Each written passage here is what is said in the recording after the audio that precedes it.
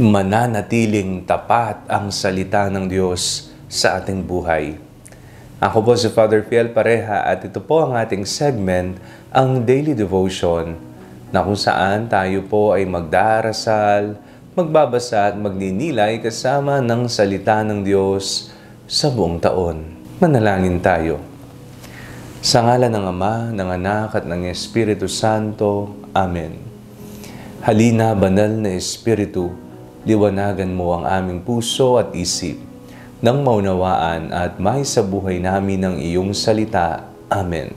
Our Bible passage for today is from the Gospel of St. Matthew, chapter 5, verses 17 to 19, and I read it for you. Do not think that I have come to abolish the law or the prophets. I have come not to abolish but to fulfill. For truly I tell you, until heaven and earth pass away, not one letter, not one stroke of a letter will pass from the law until all is accomplished.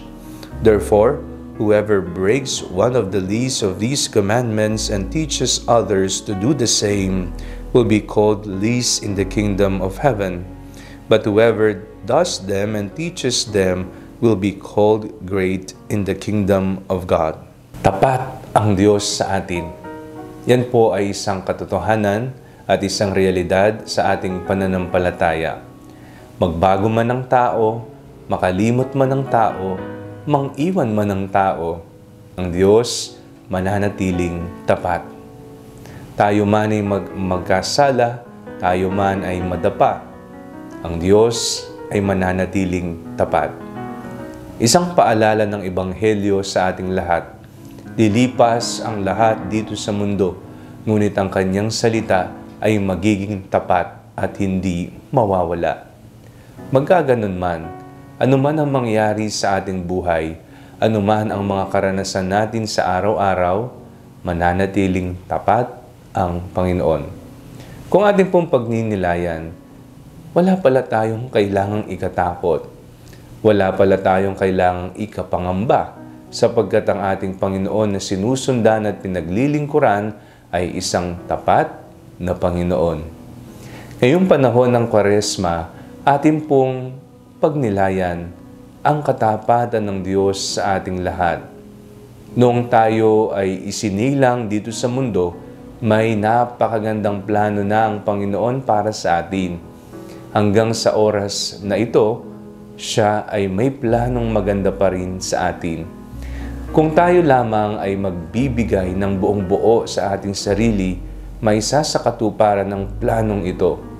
Ngunit ang Panginoon ay may respeto sa ating kalayaan. Kaya naman kung ang ating kalooban at ang ating kalayaan ay magtagpo sa banal na kalooban ng Diyos, ang magandang plano ay may sasakatuparan. Kaya, tandaan po nating lahat, tayo man ay hindi maging tapat sa Kanya, mananatili siyang tapat sa atin. Manalangin tayo. Panginoong Hesukristo, bigyan niyo po ang aming mga puso ng katapatan. Palagi nawa naming pagnilayan ang iyong ugaling tapat sa amin, anuman ang mangyari, at ito nawang magtulak sa amin upang maging laging tapat sa iyo. Amen. Sa ngalan ng Ama, ng Anak at ng Espiritu Santo. Amen. Huwag po ninyong kalimutang i-like ang video ito, mag-comment po kayo and share it with your family and friends. Ang panalangin bago matulog ay may sariling Facebook page na po. Huwag niyo pong kakalimutang mag-like at mag-follow dito.